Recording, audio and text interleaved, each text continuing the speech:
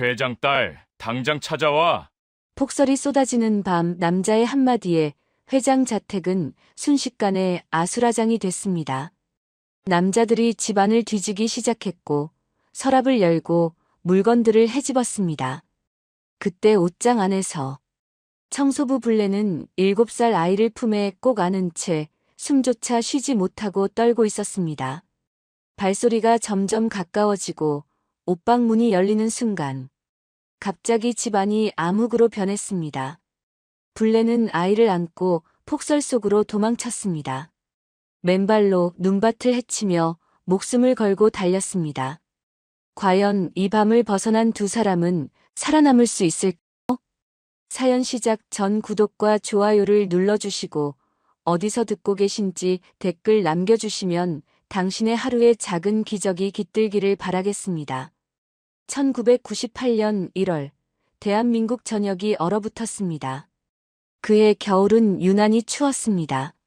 하지만 더 차가운 건 사람들의 마음이었습니다. 나라의 외환 보유고, 그러니까 국가가 가지고 있던 달러가 바닥났습니다. 하루가 멀다 하고 대기업들이 문을 닫았습니다. 자동차 회사, 철강 회사, 건설 회사. 뉴스에서는 매일 부도 소식만 흘러나왔습니다. 수십 년을 일하던 직장인들이 하루아침에 길거리로 내몰렸습니다. 거리마다 명예퇴직 신청합니다라고 적힌 팻말을 목에 건 가장들이 서 있었습니다. 중년 남자들이 양복 차림으로 길모퉁이에 서서 지나가는 사람들을 바라봤습니다. 어떤 이는 재취업을 바라며 어떤 이는 그저 갈 곳이 없어서 말이죠. 은행 앞에는 긴 줄이 늘어섰습니다. 아주머니들이 손수건에 쌓은 금반지를 내놓았습니다. 나라를 살리자는 금모으기 운동이었습니다. 어떤 할머니는 돌아가신 남편이 남긴 금리까지 빼서 들고 왔습니다. TV에서는 눈물을 흘리며 금을 기부하는 사람들이 연일 보도됐습니다. 그런데 그날 밤 하늘마저 무너지듯 눈이 쏟아지기 시작했습니다. 기상청에서는 폭설 경보를 발령했습니다. 저녁 9시부터 내리기 시작한 눈은 밤새도록 그칠 줄을 몰랐습니다. 도로마다 눈이 쌓여 차들이 멈춰 섰습니다. 제설차도 따라잡을 수 없을 만큼 눈이 퍼부었습니다. 1시간에 5cm씩 쌓여갔습니다. 새벽 4시 서울 외곽의 대형 건설 현장이었습니다. 테린 건설이라는 회사가 짓고 있던 28층짜리 건물 공사장이었습니다. 폭설 때문에 공사는 이미 며칠째 중단된 상태였습니다. 공사 인부들도 대부분 집으로 돌려보냈습니다. 경기가 나빠지면서 공사비가 끊겨서 말이죠. 텅 빈 현장에는 철골만 앙상하게 서 있었고 그 위로 눈이 소복이 쌓여갔습니다. 바람이 철골 사이를 휘몰아쳐 으스스한 소리를 냈습니다. 그런데 그 새벽 현장 관리 사무실에서 갑자기 사이렌이 울려 퍼졌습니다. 사고 발생! 사고 발생! 무전기에서 다급한 목소리가 쏟아져 나왔습니다. 야간 경비로 남아있던 인부 2명이 허겁지겁 달려갔습니다. 눈 쌓인 철골 구조물 밑 한 사람이 쓰러져 있었습니다. 캐시미어 코트를 입은 중년 남자였습니다. 테린건설 회장 서정훈, 51살이었습니다. 코트는 눈에 젖어 있었고 얼굴은 창백했습니다. 회장님, 회장님. 현장 소장이 다급하게 불렀지만 대답이 없었습니다. 손을 코 밑에 갖다 대봤습니다. 숨결이 느껴지지 않았습니다. 소장이 재빨리 무전기를 잡았습니다. 손이 떨려 버튼을 2번이나 잘못 눌렀습니다. 10여 분 뒤 구급대가 도착했습니다. 폭설 때문에 구급차도 현장까지 오는데 평소보다 2배나 걸렸습니다. 응급구조사들이 심폐소생술을 시도했습니다. 두 손을 포갠 채 가슴을 누르고 또 눌렀습니다. 1번, 2번, 30번. 하지만 이미 체온이 떨어진 지 오래였습니다. 손가락 끝이 파랗게 변해 있었습니다. 구급대원 한 명이 고개를 저었습니다. 이미 늦었습니다. 결국 현장에서 사망이 확인됐습니다. 현장 간부 한 명이 조금 떨어진 곳에서 무전기를 들었습니다. 눈발을 피해 컨테이너 사무실 안으로 들어갔습니다. 창문에 성에가 껴 있었습니다. 본사에 보고드립니다. 산업재해 사고로 정리하겠습니다. 차분하고 냉정한 목소리였습니다. 마치 이미 준비된 대본을 읽는 것처럼 말이죠. 관제실에서는 또 다른 목소리가 들려왔습니다. 폐쇄회로 녹화장치는 어떻습니까? 폭설 때문에 전구간 작동이 안 됩니다. 어제 저녁부터 먹통이었습니다. 알겠습니다. 그대로 진행하십시오. 모든 것이 너무 깔끔하게 정리되고 있었습니다. 바로 그 시각, 서울 도심 한복판 태린건설 본사 건물이었습니다. 23층 임원 집무실, 부회장 겸 대표이사 사장이라는 긴 직함을 가진 최명수가 창밖을 내다보고 있었습니다. 58살 회장 바로 아래 실권자였습니다. 시커먼 하늘에서 한방눈이 미친 듯이 쏟아지고 있었습니다. 거리의 가로등 불빛이 눈발에 흩어져 보였습니다.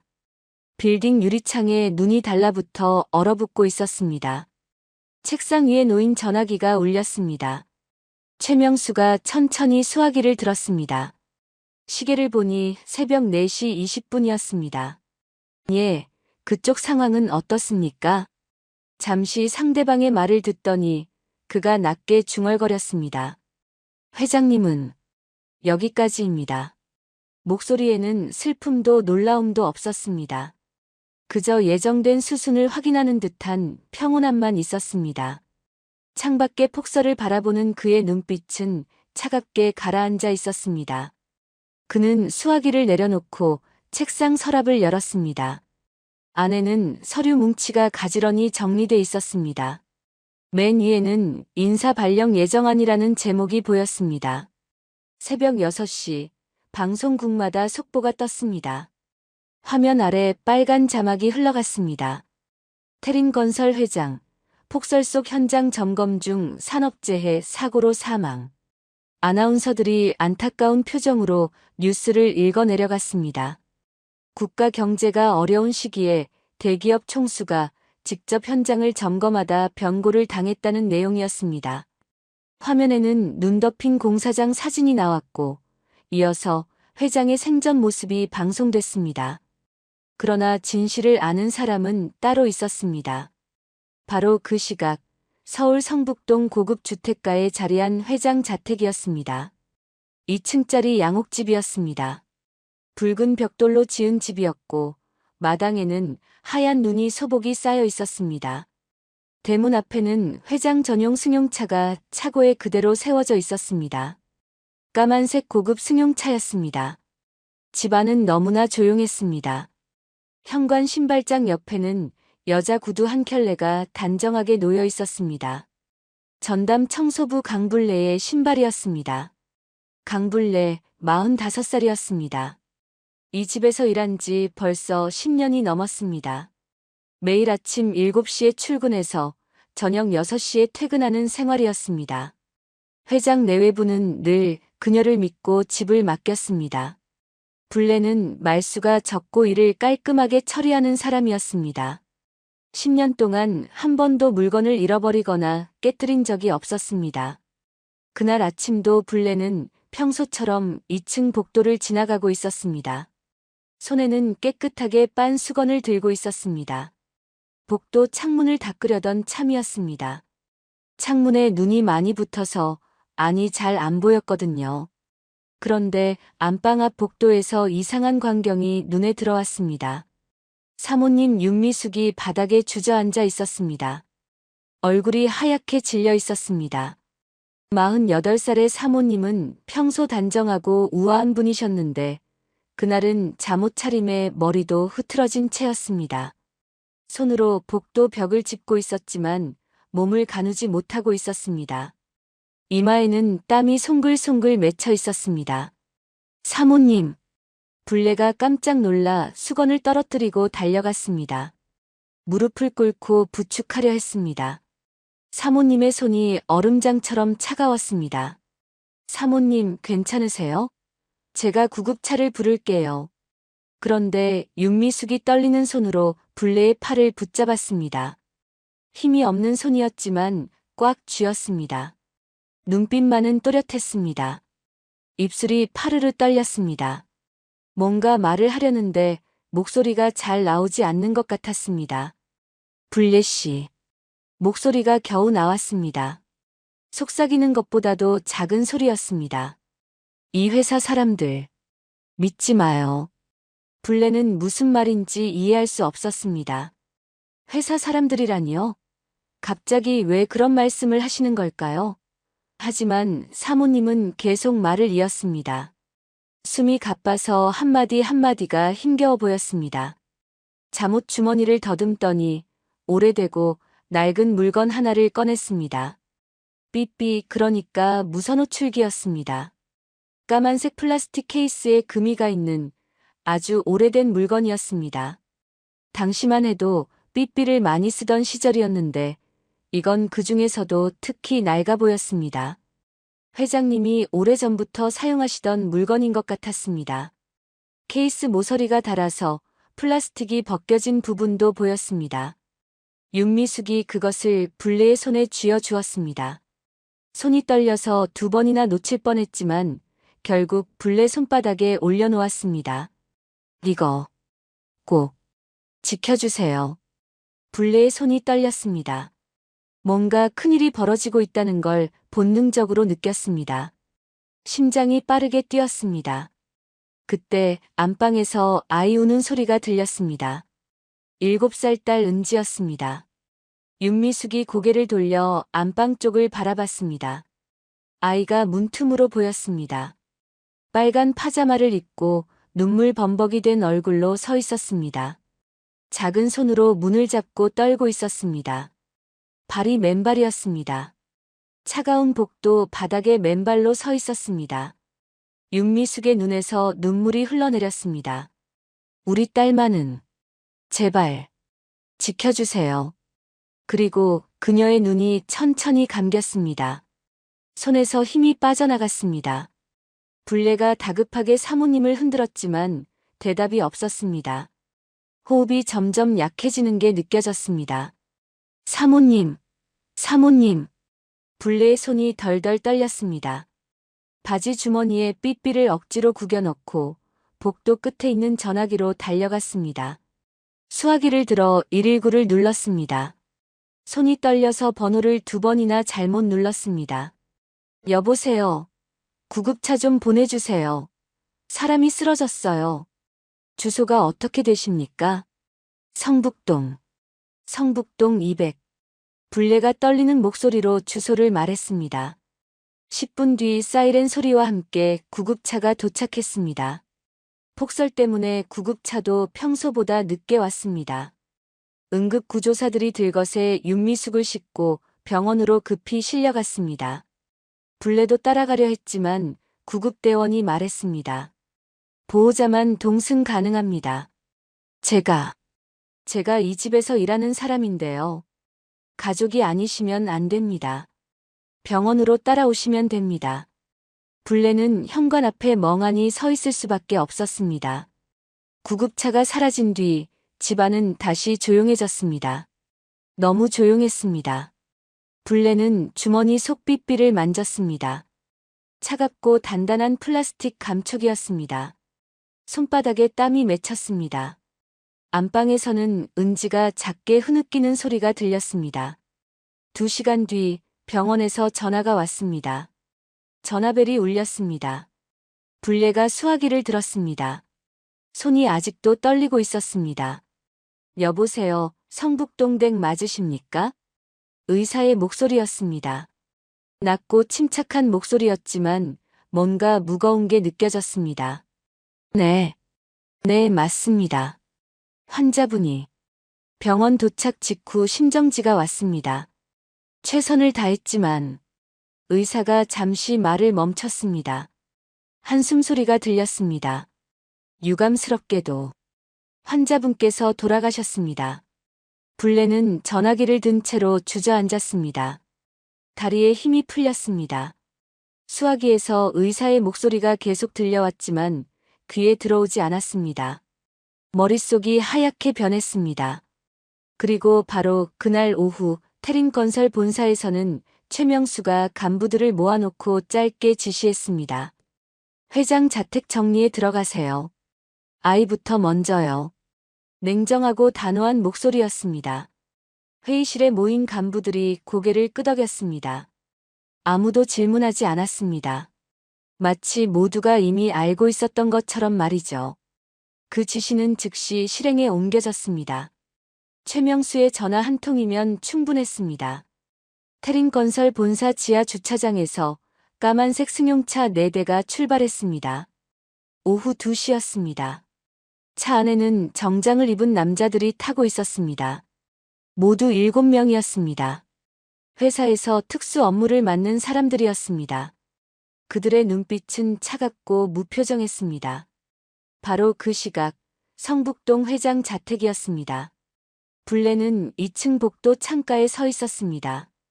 병원에서 온 전화를 끊고 한참을 멍하니 있었습니다. 사모님이 돌아가셨다는 말이 믿어지지 않았습니다.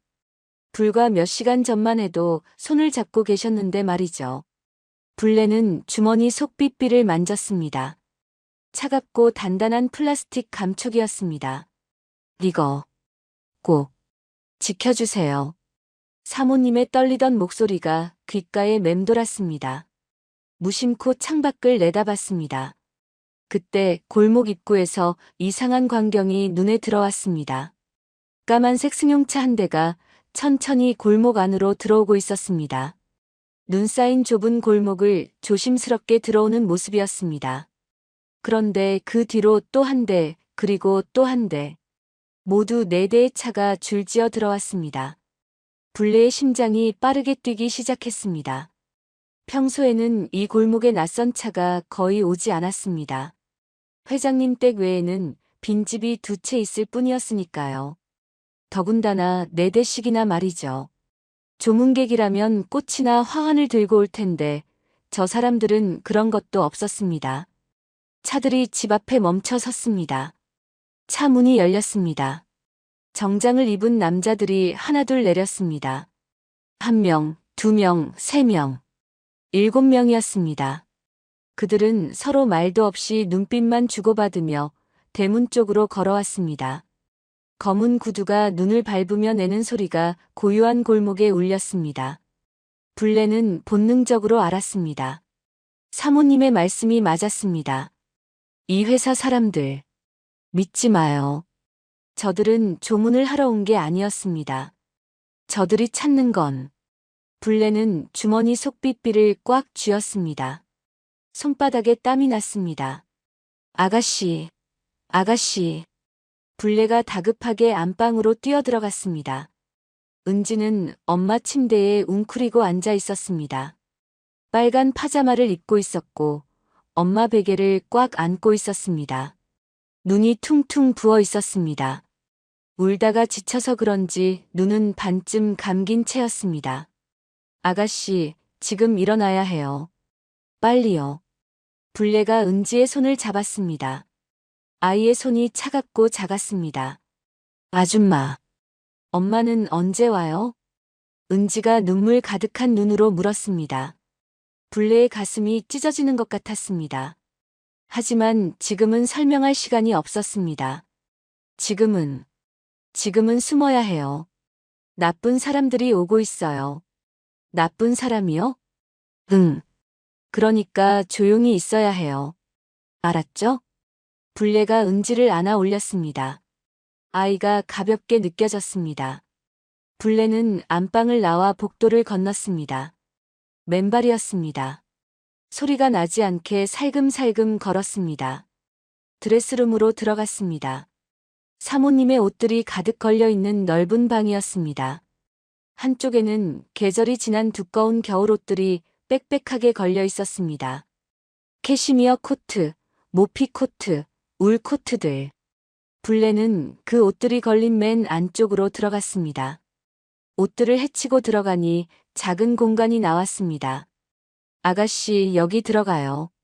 불레가 은지를 그 공간에 앉혔습니다. 그리고 자신도 옷들 사이에 몸을 숨겼습니다. 두꺼운 코트들이 두 사람을 가렸습니다. 사모님의 향수 냄새가 희미하게 났습니다. 바로 그때 아래층에서 소리가 들렸습니다. 대문이 열리는 소리였습니다. 쾅! 거칠게 열리는 소리였습니다. 누가 초인종을 누르지도 않았습니다. 그냥 들어오는 소리만 들렸습니다. 발소리가 들렸습니다. 여러 명의 발소리였습니다. 현관에서 거실로, 거실에서 서재로, 집 안 곳곳을 걸어다니는 소리가 들렸습니다. 남자의 목소리가 들렸습니다. 1층부터 전부 확인합니다. 서재 쪽 제가 맡겠습니다. 거실은 제가 하겠습니다. 차갑고 무미건조한 목소리들이었습니다. 서랍 여는 소리, 책장 뒤지는 소리, 가구 옮기는 소리, 집안을 완전히 뒤지는 소리가 들렸습니다. 유품 정리를 하는 소리가 아니었습니다. 뭔가를 찾는 소리였습니다. 은지가 불내 품에서 떨기 시작했습니다. 작은 몸이 부들부들 떨렸습니다. 무서운 게 느껴지는 모양이었습니다. 불내가 아이를 더 꽉 안았습니다. 아이의 머리를 쓰다듬으며 조용히 속삭였습니다. 쉿. 괜찮아요. 아줌마가 여기 있어요. 계단을 올라오는 발소리가 들렸습니다. 무겁고 규칙적인 발소리였습니다. 3명쯤 되는 것 같았습니다. 복도를 걷는 소리, 방문을 하나하나 여는 소리. 2층 안방부터 확인합니다.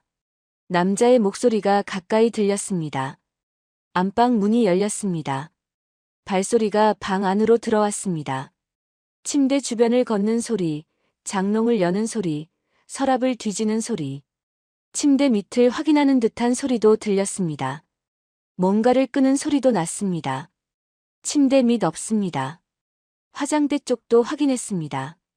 무전기 소리가 들렸습니다. 지직거리는 소음과 함께 목소리가 들려왔습니다. 부회장님 지시입니다. 자택 전부 확인하세요. 아이와 회장님 개인 물품 전부요. 알겠습니다. 남자가 대답했습니다. 드레스룸도 확인하겠습니다. 불내의 심장이 멎는 것 같았습니다. 드레스룸 문이 열렸습니다.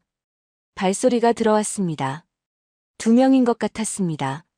한 명은 옷장 쪽으로, 한 명은 옷걸이 쪽으로 갔습니다. 여기 옷이 엄청 많네요. 다 확인해야 합니다. 옷걸이를 헤치는 소리가 났습니다. 철컹철컹 옷걸이가 부딪히는 소리가 들렸습니다. 남자가 옷들을 하나하나 밀어내며 확인하고 있었습니다. 여름옷부터 시작했습니다. 원피스, 블라우스, 치마들. 소리가 점점 가까워졌습니다. 불내는 숨도 쉬지 않으려고 했습니다. 은지를 더 깊숙이 품에 감췄습니다. 아이의 심장 뛰는 소리가 느껴졌습니다.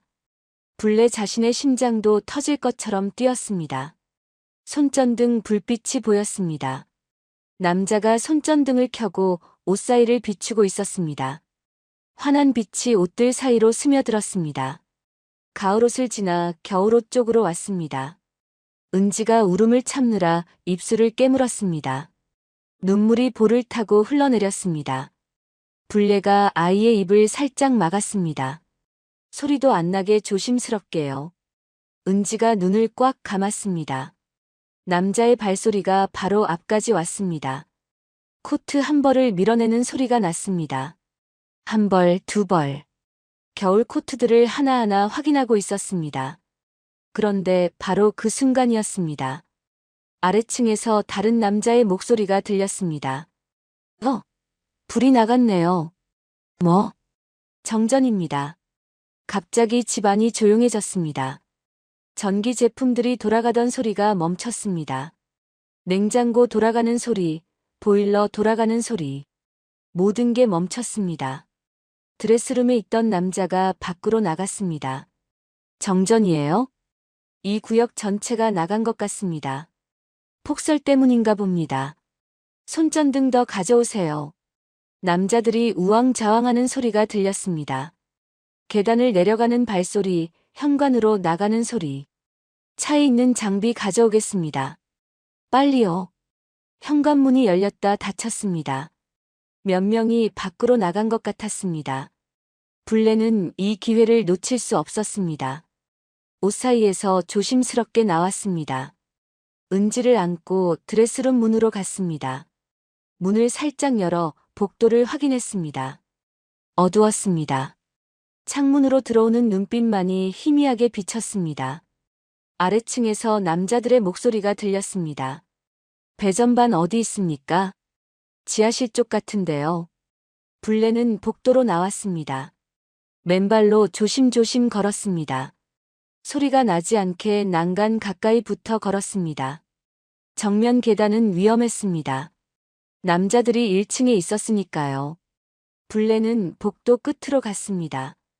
거기에는 좁은 뒷계단이 있었습니다. 하인들이 쓰던 계단이었습니다. 부엌 쪽으로 연결돼 있었습니다.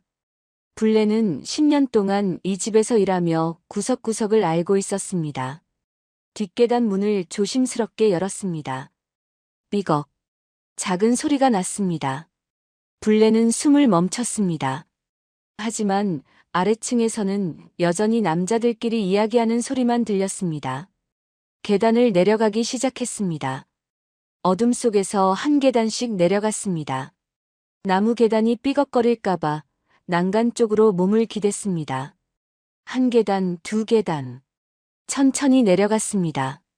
은지가 블레의 목을 꽉 감싸 안고 있었습니다. 부엌에 도착했습니다.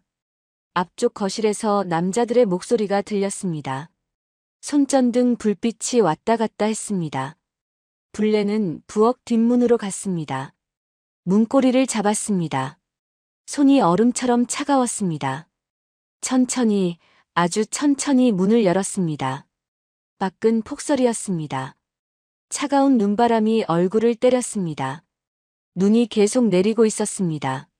하지만 지금은 추위를 느낄 여유가 없었습니다. 블레는 은지를 꽉 안고 뒷마당으로 나갔습니다.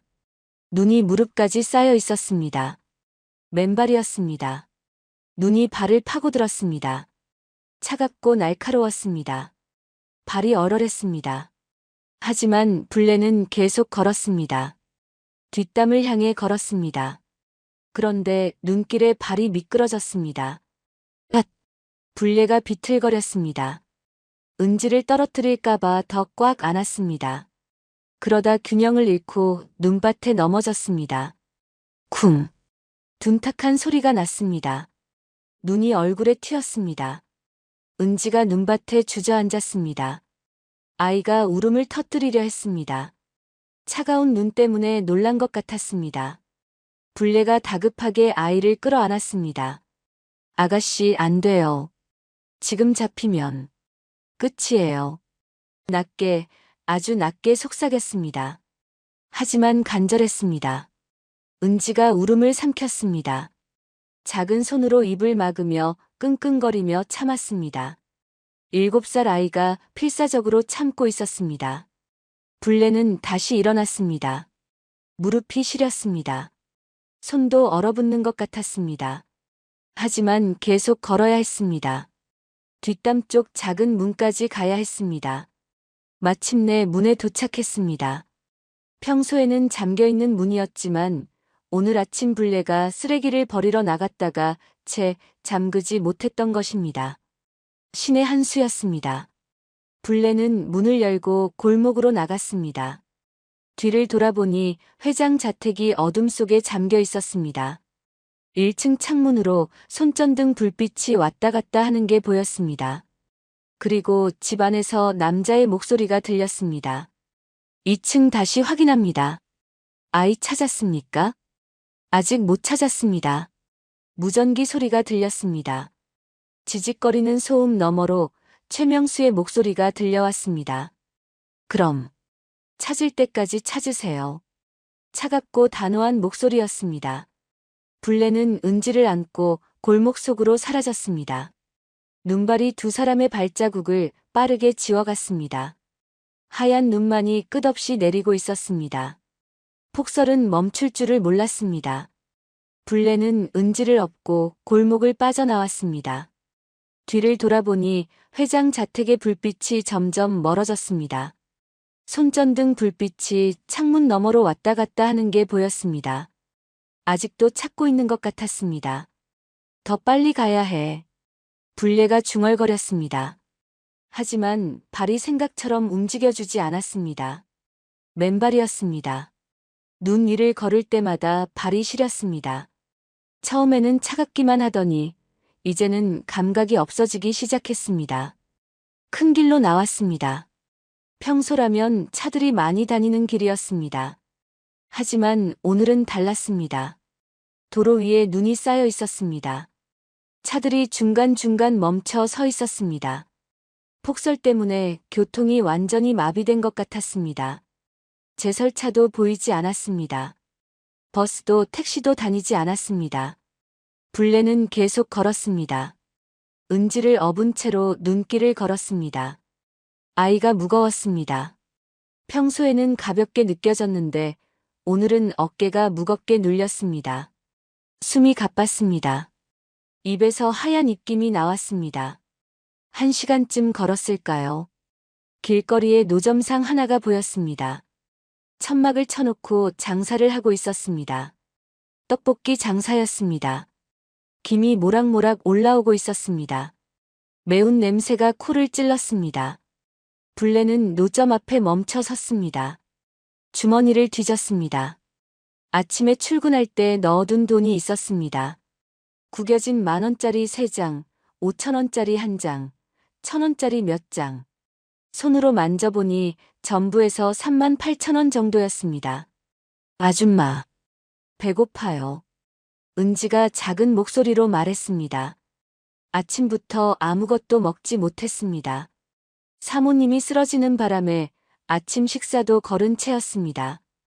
이미 저녁 시간이 한참 지났을 텐데 말이죠. 잠깐만 기다려요. 불례가 노점 주인에게 다가갔습니다. 떡볶이 한 그릇 주세요. 1,500원입니다. 불례가 1,000원짜리 2장을 꺼내 건넸습니다. 주인이 떡볶이를 종이 그릇에 담아 주었습니다. 김이 뜨끈하게 올라왔습니다.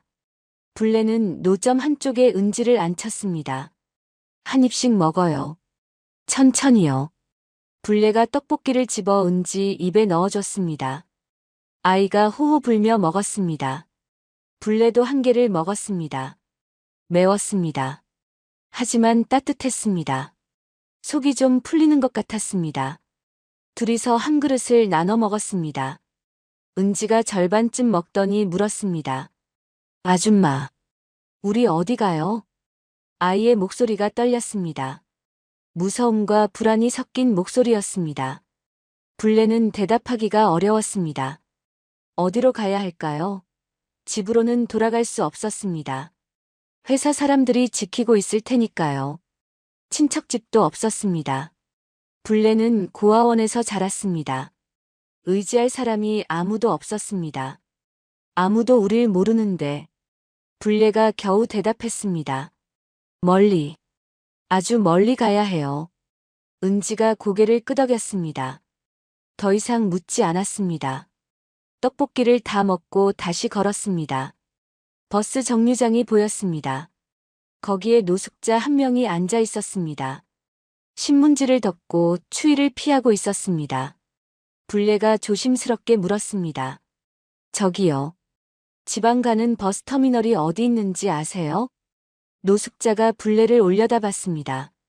맨발에 아이를 업은 여자를 보더니 고개를 끄덕였습니다. 이 길로 쭉 가세요. 30분쯤 걸으면 나옵니다. 고맙습니다. 불례가 고개를 숙이고 다시 걸었습니다. 30분이 1시간처럼 느껴졌습니다. 발의 감각이 완전히 사라졌습니다. 걷는 건지 끌려가는 건지 구분이 안 됐습니다.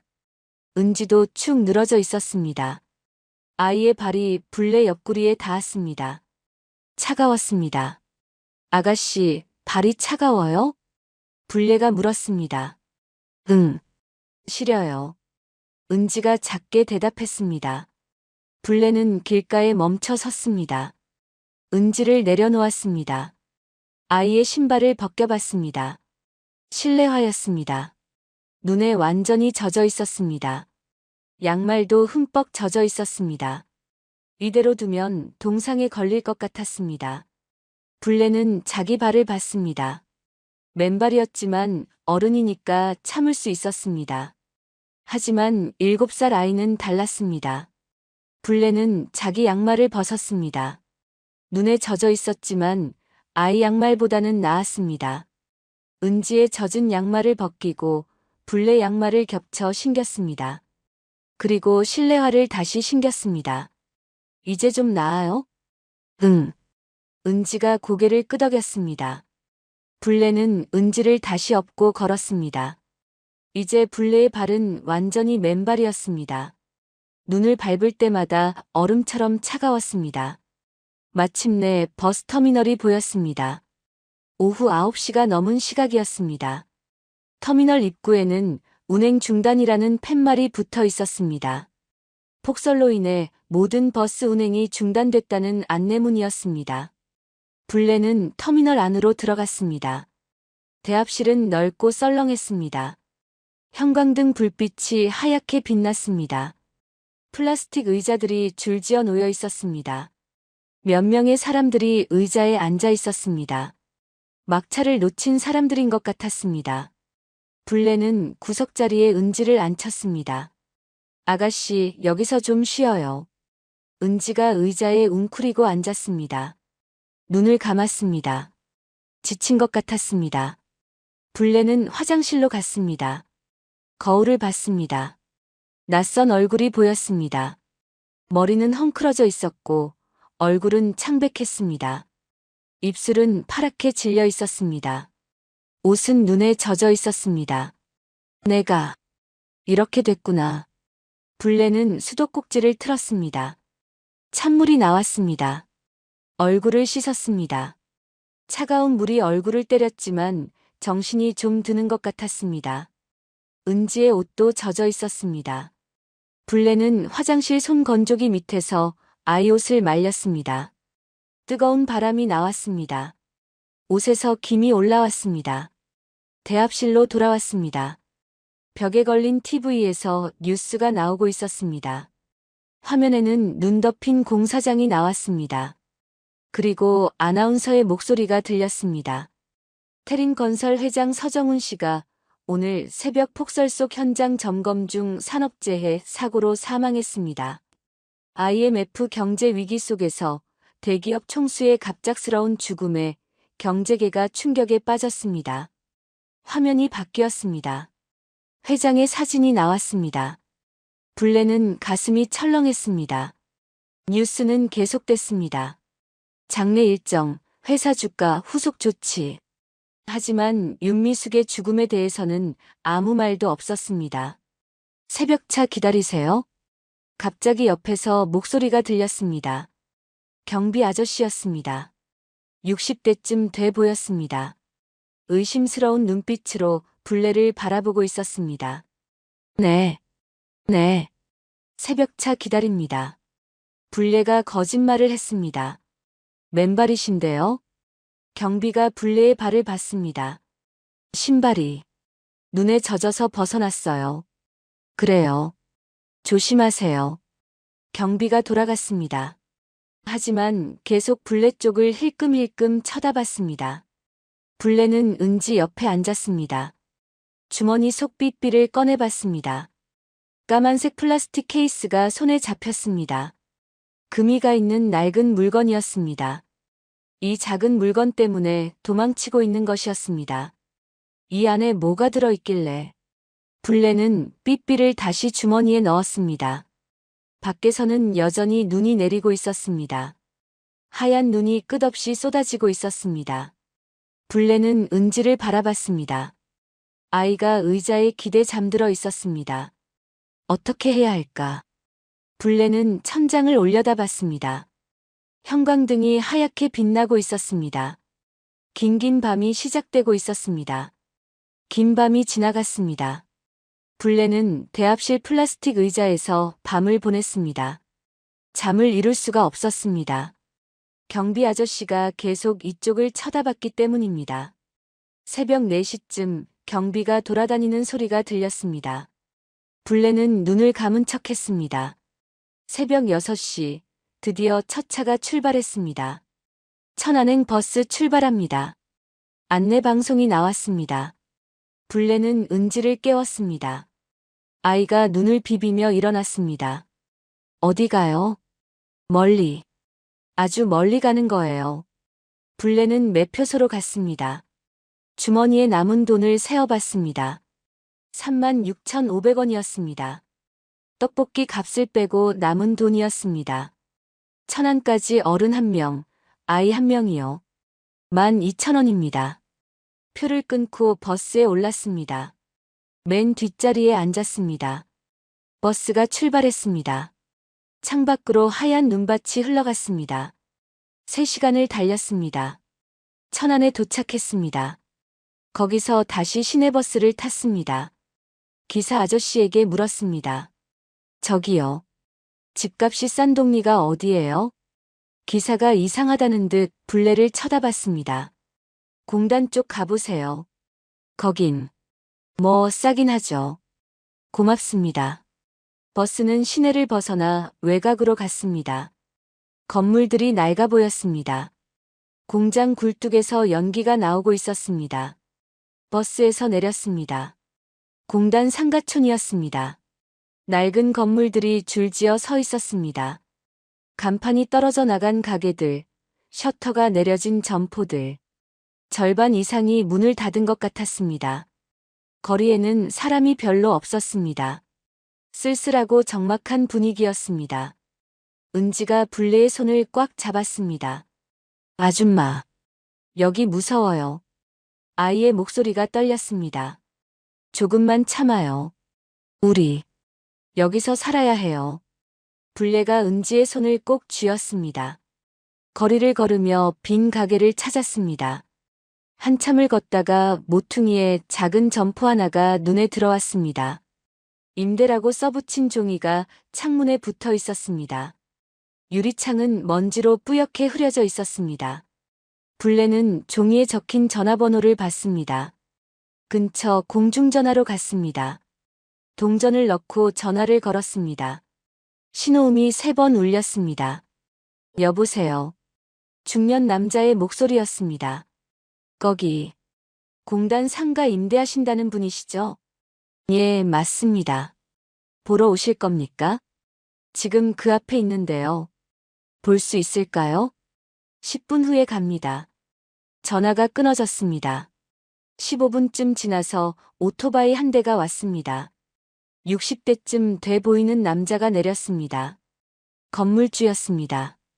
열쇠로 셔터를 열었습니다. 끽! 녹슨 소리가 났습니다. 안은 좁았습니다. 10평도 안 돼 보였습니다. 먼지가 수북이 쌓여 있었습니다. 구석에는 낡은 테이블 하나와 의자 2개가 있었습니다. 뒤쪽에 작은 주방이 보였습니다. 가스레인지가 하나 놓여 있었습니다. 보증금 300, 월세 15만 원입니다. 건물주가 말했습니다. 불레의 가슴이 철렁했습니다. 보증금 300이면 300만 원이었습니다. 손에 쥔 돈은 2만 원도 안 됐습니다. 저기, 보증금을 좀 깎아주실 수는 없을까요? 보증금 없이는 안 됩니다. 건물주가 단호하게 말했습니다. 그럼, 월세를 먼저 내면 안 될까요? 보증금은 나중에 조금씩. 불레가 간신히 말했습니다. 건물주가 불레를 쳐다봤습니다. 맨발에 낡은 옷을 입고 아이를 데리고 있는 여자를 봤습니다. 한참을 망설이더니 한숨을 쉬었습니다. 어디서 오셨어요? 서울에서 왔습니다. 혼자세요? 네. 아이랑 둘이요. 건물주가 다시 한숨을 쉬었습니다. 월세 2달치 선입금하세요. 30만 원. 그리고 한 달 안에 보증금 100만 원은 내야 합니다. 고맙습니다. 정말 고맙습니다. 불레가 고개를 숙였습니다. 하지만 손에 든 돈은 2만 원도 안 됐습니다. 30만 원을 어떻게 구한다는 말입니까? 건물주가 돌아갔습니다. 불레는 가게 안에 주저앉았습니다. 은지가 엄마처럼 불레 옆에 앉았습니다. 둘은 말없이 앉아 있었습니다. 1시간쯤 지났을까요? 옆 가게 문이 열렸습니다. 50대 중반쯤 돼 보이는 남자가 나왔습니다. 작업복을 입고 있었습니다. 그가 불레 쪽을 쳐다봤습니다. 경계하는 눈빛이었습니다. 어디서 왔어요? 남자가 물었습니다. 목소리가 거칠었습니다. 불레는 솔직하게 말할 수 없었습니다. 서울에서 왔다고, 회장 집에서 일했다고, 도망쳐 왔다고. 그런 말을 할 수 없었습니다. 그냥 이사 왔어요. 여긴 이사 올 동리가 아닌데. 남자가 중얼거렸습니다. 밤에 문 잘 잠그세요. 여기 치안 안 좋아요. 그리고 돌아갔습니다. 불레는 가게 안을 둘러봤습니다. 청소부터 해야 할 것 같았습니다. 빗자루라도 있어야 하는데 아무것도 없었습니다. 저녁이 됐습니다. 불레는 남은 돈으로 라면 한 봉지와 빵 2개를 샀습니다. 가게 뒤쪽 수도로 물을 받아 라면을 끓였습니다. 가스레인지가 있었지만 불이 켜지지 않았습니다. 고장 난 것 같았습니다. 그때 다시 옆집 남자가 나타났습니다. 손에 공구 상자를 들고 있었습니다. 가스레인지 고장 났죠? 불레가 놀라 쳐다봤습니다. 어떻게? 소리 들렸어요. 계속 점화 시도하는 소리. 남자가 가스레인지를 들여다봤습니다. 공구를 꺼내 이것저것 만졌습니다. 10분쯤 지나니 불이 켜졌습니다. 고맙습니다. 박춘배입니다. 옆집에서 철물점 해요. 강분례입니다. 여긴 버텨야 사는 동네예요. 박춘배가 짧게 말하고 돌아갔습니다. 불레는 라면을 끓였습니다. 은지와 나눠 먹었습니다. 아이가 후루룩 소리를 내며 먹었습니다. 따뜻한 국물이 목을 타고 내려갔습니다. 밤이 깊어갔습니다. 불레는 테이블에 은지를 눕혔습니다. 자기 옷을 벗어 아이에게 덮어줬습니다. 은지가 가게 구석에서 잠들었습니다. 불레는 창밖을 바라봤습니다. 어두운 공단거리가 보였습니다. 가로등 불빛이 희미하게 빛나고 있었습니다. 이곳이 이제 집이 될 것 같았습니다. 불레는 주머니에서 삐삐를 꺼내봤습니다. 왜 이걸 꼭 지키라고 하셨을까? 삐삐를 다시 주머니에 넣었습니다. 그리고 은지를 바라봤습니다. 작고 여린 아이가 구석에서 자고 있었습니다. 지켜야 해. 이 아이를 꼭 지켜야 해. 불레는 눈을 감았습니다. 긴 하루가 끝나고 있었습니다. 한 달이 흘렀습니다. 불레는 낮에는 근처 식당에서 설거지 일을 했습니다. 하루 품삯으로 2만 원을 받았습니다. 저녁에는 가게에서 라면과 김밥을 팔았습니다. 야간 근무 노동자들이 가끔 들렀습니다. 하루 벌어 하루 먹는 생활이었습니다. 은지는 학교에 가야 할 나이였습니다. 불레는 근처 초등학교를 찾아갔습니다. 오래된 건물이었습니다. 페인트가 벗겨진 담벼락, 녹슨 철문. 불레는 행정실 문을 두드렸습니다. 저기요. 전학 수속하러 왔는데요. 서류 가져오셨어요? 그게. 불레는 아무것도 준비하지 못했습니다. 전학 서류도 주민등록 등본도 없었습니다.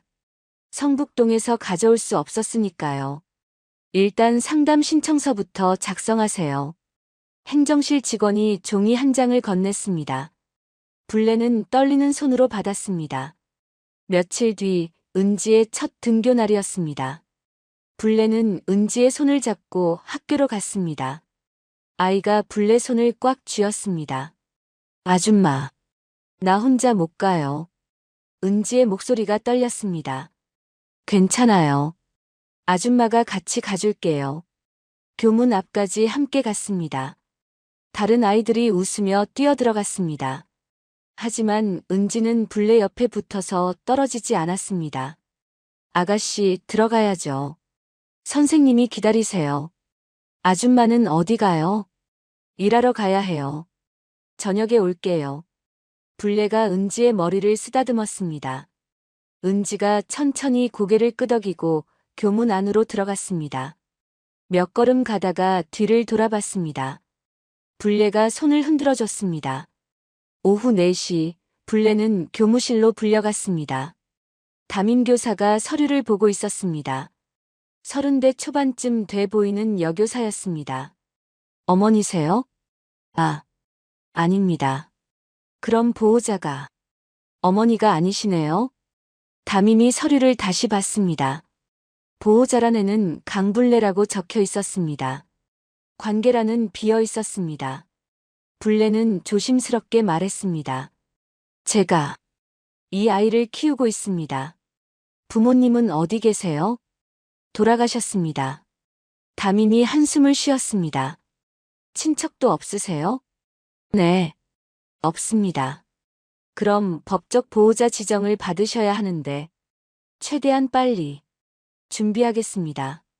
불레가 고개를 숙였습니다. 학교가 끝나고 은지가 혼자 가게로 왔습니다. 눈이 빨갛게 부어 있었습니다. 울었던 것 같았습니다. 불레가 다가갔습니다. 아가씨, 무슨 일 있었어요? 은지가 대답하지 않았습니다. 그냥 불레 품에 안겼습니다. 작은 어깨가 떨렸습니다. 친구들이 뭐라고 했어요? 불레가 조심스럽게 물었습니다. 넌 엄마도 없냐고. 그랬어요. 은지가 울먹이며 말했습니다. 불레의 가슴이 찢어지는 것 같았습니다. 7살 아이가 감당하기에는 너무 큰 아픔이었습니다. 아가씨. 불레가 은지를 꽉 안았습니다. 제가 끝까지 책임질게요. 약속해요. 하지만 은지는 여전히 불안해했습니다. 나 또 버려지면 어떡해요? 아이의 목소리가 떨렸습니다. 엄마도 잃고 집도 잃고 이제 아줌마마저 떠나면 어떡하냐는 두려움이었습니다. 불레는 은지의 두 손을 잡았습니다. 아가씨, 잘 들어요. 오늘부터 아가씨는 제 딸이에요. 불레가 단호하게 말했습니다. 진짜요? 네. 우린 이제 가족이에요. 은지의 눈에서 눈물이 흘러내렸습니다. 하지만 이번엔 슬픔의 눈물이 아니었습니다. 일주일 뒤였습니다. 불레는 은지 생일이 언제인지 물었습니다. 2월 14일이라고 했습니다. 아직 한 달이나 남았지만 불레는 미리 준비하기로 했습니다. 생일 전날 불레는 장을 봤습니다. 미역, 쌀, 달걀, 소고기 조금. 손에 쥔 돈으로 살 수 있는 최선이었습니다. 소고기는 100g만 샀습니다. 그것도 값이 싼 부위였습니다. 생일 아침 불레는 일찍 일어났습니다.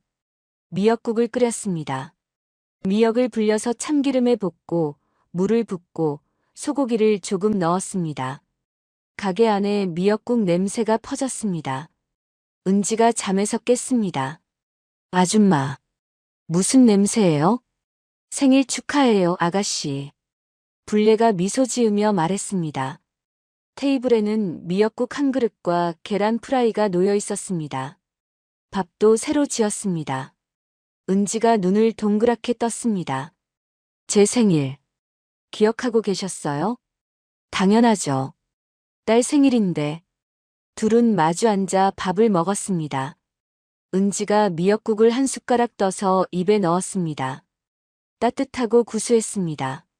아이가 눈물을 흘렸습니다. 왜 울어요? 맛있어서요. 그리고 고마워서요. 불레도 눈가가 뜨거워졌습니다. 둘만의 첫 가족 식사였습니다. 좁은 가게 안 낡은 테이블에서 먹는 밥이었지만 따뜻했습니다.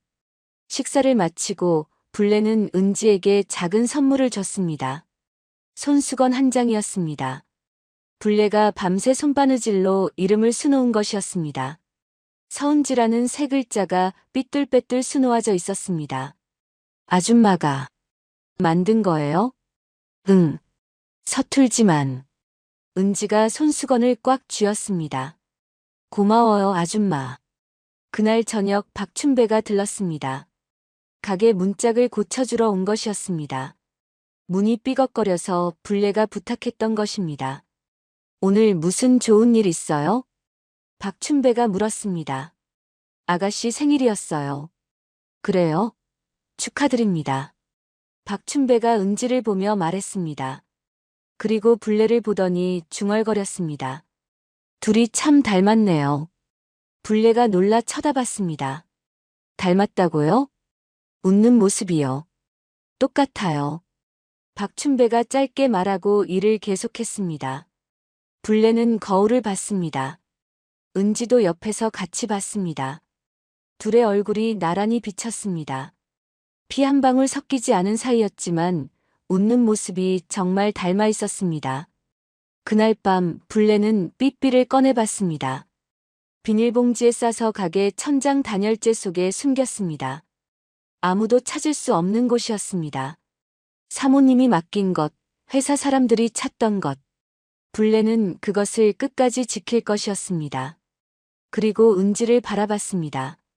가게 구석에서 자고 있는 아이를 봤습니다. 손수건을 꼭 쥐고 자고 있었습니다. 불례는 아이에게 담요를 덮어줬습니다. 이 아이는 이제 내 딸이야. 불례는 조용히 다짐했습니다. 피보다 깊은 인연이 있었습니다. 가족이란 피로 맺어지는 게 아니라 함께 밥을 먹고 함께 울고 함께 웃으며 만들어지는 것이었습니다. 불례와 은지는 그렇게 가족이 되어갔습니다. 석 달이 흘렀습니다. 불례와 은지는 공단 상가촌에서 조용히 살아가고 있었습니다. 가게도 조금씩 손님이 늘었습니다. 야간 근무 노동자들이 퇴근길에 들러 라면이나 김밥을 사갔습니다. 하루 벌어 하루 먹는 생활이었지만 평온했습니다.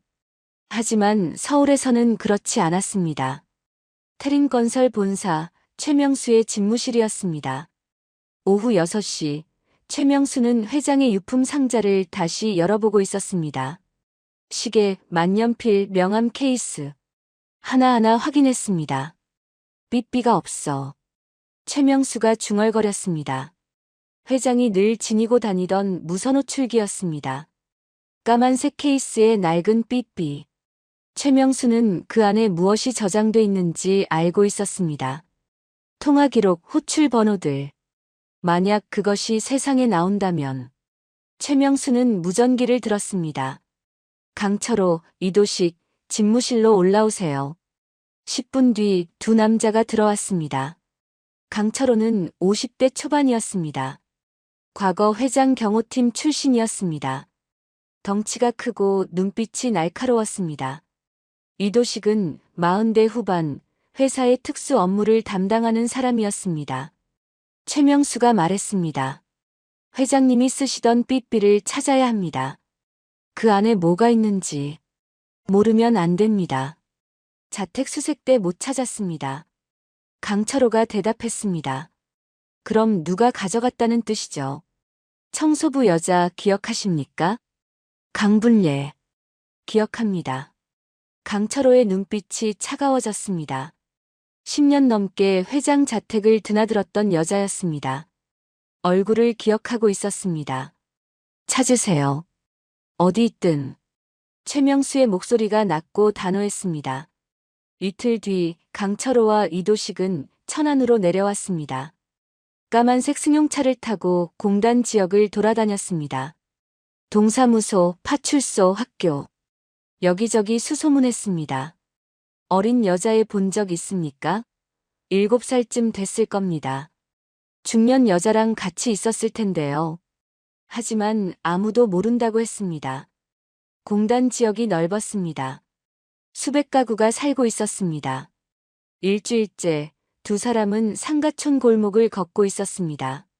그때 작은 분식집 하나가 눈에 들어왔습니다. 강불례 분식이라는 간판이 붙어 있었습니다. 강철호가 멈춰 섰습니다. 저 이름, 강불례. 들어가 볼까요? 아니, 일단 지켜보자. 두 사람은 길 건너편에서 가게를 지켜봤습니다. 바로 그 시각 은지는 학교에서 돌아오는 길이었습니다. 골목을 걸어오는데 뒤에서 차 소리가 들렸습니다. 천천히 따라오는 차였습니다. 은지가 뒤를 돌아봤습니다. 까만색 승용차가 천천히 움직이고 있었습니다. 은지는 걸음을 빨리 했습니다. 차도 속도를 높였습니다. 은지가 뛰기 시작했습니다. 가게가 보였습니다. 은지는 숨을 헐떡이며 가게 안으로 뛰어들어갔습니다. 아줌마. 불례가 깜짝 놀라 은지를 안았습니다. 왜 그래요? 무슨 일 있었어요? 차가 따라왔어요. 은지의 목소리가 떨렸습니다.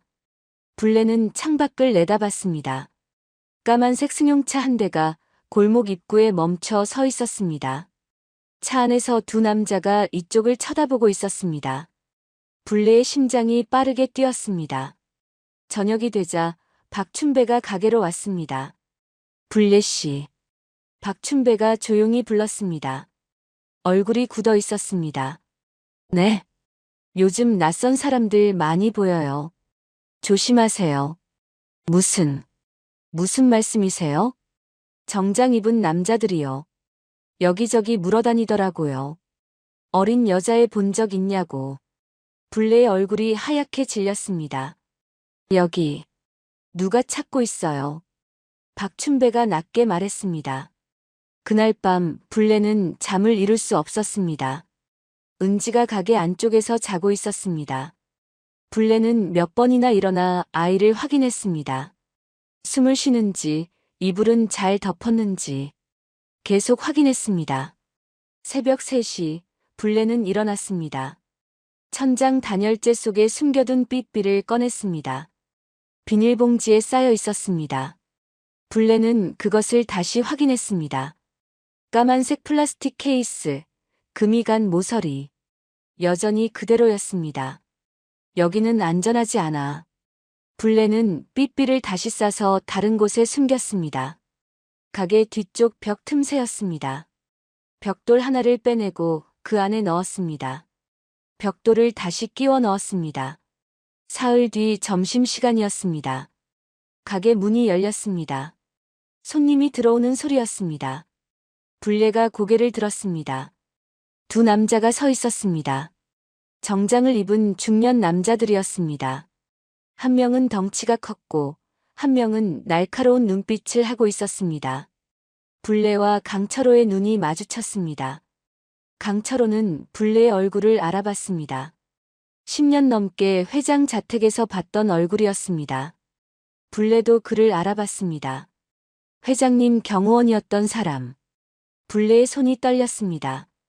하지만 겉으로는 태연한 척했습니다. 억지로 웃으며 말했습니다. 어서 오세요. 뭘 드릴까요? 목소리가 떨렸지만 최대한 밝게 말했습니다. 강철호가 천천히 가게 안을 둘러봤습니다. 좁은 가게, 낡은 테이블, 부엌, 그리고 안쪽 구석, 거기에 아이 책가방이 보였습니다. 라면 2개 주세요. 강철호가 말했습니다. 네. 잠시만요. 불례가 뒤로 돌아 라면을 끓이기 시작했습니다. 손이 떨려 냄비를 떨어뜨릴 뻔했습니다. 등 뒤로 두 남자의 시선이 느껴졌습니다. 라면이 끓었습니다. 불례가 그릇에 담아 테이블에 놓았습니다. 두 남자는 천천히 먹었습니다. 먹는 내내 가게 안을 계속 쳐다봤습니다. 벽, 천장, 구석구석. 무언가를 찾는 눈빛이었습니다. 10분 뒤 강철호가 돈을 내고 일어났습니다. 잘 먹었습니다. 또 오세요. 불례가 억지로 웃으며 말했습니다. 두 남자가 가게를 나갔습니다. 문이 닫혔습니다. 불례는 그 자리에 주저앉았습니다. 온몸에 힘이 빠졌습니다. 밖에서 강철호와 이도식이 이야기하는 소리가 희미하게 들렸습니다. 저 여자 맞습니까? 맞아. 강불례야. 그럼 아이도. 그런 것 같아. 내일 다시 와. 발소리가 멀어졌습니다. 불례는 떨리는 손으로 은지를 불렀습니다. 학교에서 돌아온 은지가 불례를 봤습니다. 아줌마. 무서워요. 은지도 느낀 것 같았습니다. 괜찮아. 아줌마가 지켜줄게. 불례가 은지를 꽉 안았습니다. 하지만 불례 자신도 두려웠습니다. 그들이 왔습니다. 결국 찾아온 것입니다. 2달이 더 흘렀습니다. 강철호와 이도식은 가끔 가게 앞을 지나다니며 불례를 지켜봤습니다. 하지만 직접 다가오지는 않았습니다. 불레는 매일 밤 불안에 떨며 잠을 청했습니다. 은지도 학교 갈 때마다 뒤를 돌아보며 걸었습니다. 그러던 어느 날 공단 상가촌에 소문이 돌기 시작했습니다. 재개발한다더라. 이 동네 전부 밀어버린대. 상인들이 모여서 수군거렸습니다. 불레도 그 이야기를 들었습니다. 재개발이라는 말이 낯설지 않았습니다. 서울에서도 여기저기 재개발을 한다는 소식을 들었었습니다. 일주일 뒤 동사무소에서 공고문이 나왔습니다. 공단 재개발 주민 설명회 개최라는 제목이었습니다. 날짜와 시간, 장소가 적혀 있었습니다. 참석하지 않으면 불이익을 받을 수 있다는 문구도 있었습니다. 설명회 당일 동사무소 대회의실은 사람들로 가득 찼습니다. 상인들, 주민들이 빼곡히 앉아 있었습니다. 불레도 뒤쪽 자리에 앉았습니다. 앞쪽에는 양복 입은 사람들이 서 있었습니다. 건설 회사 사람들인 것 같았습니다. 한 남자가 앞으로 나와 말했습니다. 이번 재개발 사업은 이 지역의 발전을 위한 것입니다. 낡은 건물을 철거하고 새로운 아파트를 짓게 됩니다. 사람들이 웅성거렸습니다. 보상은 어떻게 됩니까? 누군가 소리쳤습니다. 보상금은 감정가에 따라 책정됩니다. 평균적으로 평당 50만 원 정도입니다. 50만 원이요? 그걸로 어떻게 다른 데 가서 삽니까? 사람들이 항의하기 시작했습니다. 보상금이 너무 적었습니다. 그 돈으로는 다른 곳에서 가게를 다시 열 수도 없었습니다. 그때 뒤쪽 벽에 붙은 현수막이 불레의 눈에 들어왔습니다. 태림건설공단 재개발 사업. 불레의 심장이 멎는 것 같았습니다. 태림건설. 그 이름. 회장님이 계셨던 회사. 사모님이 돌아가시기 전에 말씀하셨던 회사 사람들. 불레의 손이 떨렸습니다. 이게 그 회사야. 불레가 작게 중얼거렸습니다. 옆에 앉은 사람이 쳐다봤지만 불레는 알아채지 못했습니다. 머릿속이 하얗게 변했습니다. 설명회가 끝나고 사람들은 분노하며 나왔습니다. 박춘배가 사람들을 모았습니다. 이대로 당할 순 없습니다. 우리 힘을 모읍시다. 어떻게 모은다는 겁니까? 철거 반대 대책위원회를 만들어야 합니다. 제가 대표를 맡겠습니다. 박춘배의 목소리가 단호했습니다. 사람들이 고개를 끄덕였습니다. 일주일 뒤 상황이 달라지기 시작했습니다. 밤마다 이상한 전화가 걸려왔습니다. 불레의 가게 전화기가 울렸습니다. 여보세요? 불레가 받았습니다. 아무 대답이 없었습니다. 숨소리만 들렸습니다. 그리고 전화가 끊어졌습니다. 다음 날 밤에도 그 다음 날 밤에도 똑같은 전화가 왔습니다. 사흘째 되는 날 불레의 가게 유리창이 깨졌습니다. 새벽 2시쯤이었습니다. 쨍그랑 유리 깨지는 소리가 났습니다. 불레와 은지가 깜짝 놀라 일어났습니다. 바닥에 돌멩이 하나가 굴러다니고 있었습니다. 불레는 떨리는 손으로 파출소에 전화했습니다. 30분 뒤 경찰이 왔습니다. 젊은 순경이었습니다. 깨진 유리창을 보더니 수첩에 뭔가를 적었습니다. 누가 그랬는지 아십니까? 모릅니다. 자고 있었는데. 재개발 지역이죠? 요즘 이런 일 많습니다. 재개발 과정에서 흔한 일이에요. 경찰의 목소리가 무심했습니다. 그럼 잡아주실 수 있나요? 증거가 없어서요. 조심하세요. 경찰은 그렇게 말하고 돌아갔습니다. 한 달이 지났습니다. 공단 곳곳에 용역 사람들이 나타나기 시작했습니다. 검은 점퍼를 입은 남자들이었습니다. 가게 앞을 지나다니며 위협적인 눈빛을 보냈습니다. 어느 날 오후 철거 반대 주민들이 공단 입구에 모였습니다. 현수막을 들고 시위를 했습니다. 철거 반대, 정당한 보상 요구. 박춘배가 앞장섰습니다. 우리는 이곳에서 30년을 살았습니다. 턱없는 보상금으로 내쫓을 순 없습니다. 주민들이 구호를 외쳤습니다. 그때 용역 사람들이 나타났습니다. 10명도 넘는 남자들이었습니다. 그들이 주민들 쪽으로 다가왔습니다. 불레도 그 자리에 있었습니다. 가게 앞이었으니까요. 용역 한 명이 박춘배에게 다가왔습니다. 여기 누구 땅인 줄 알고 버티냐? 거친 목소리였습니다. 이건 우리 땅입니다. 우리가 땀 흘려 일군 땅이에요. 박춘배가 맞섰습니다. 용역이 박춘배의 가슴을 밀었습니다. 박춘배가 뒤로 비틀거렸습니다. 주민들이 소리쳤습니다. 왜 사람을 밉니까? 경찰 부르세요. 순식간에 몸싸움이 벌어졌습니다. 밀치고 당기고. 불레도 현수막을 들고 서 있었습니다. 그때 용역 한 명이 불레 쪽으로 왔습니다. 비키세요. 용역이 불레를 밀었습니다. 불레가 비틀거렸습니다. 뒤로 넘어지려는 순간 가게 입구 계단에 머리를 부딪혔습니다. 쿵! 둔탁한 소리가 났습니다. 불레가 바닥에 쓰러졌습니다. 머리에서 피가 흘러나왔습니다. 주민들이 소리쳤습니다. 사람 쓰러졌어요. 구급차 불러요. 바로 그때 학교에서 은지가 돌아오고 있었습니다. 골목 입구에서 사람들이 모여 있는 게 보였습니다.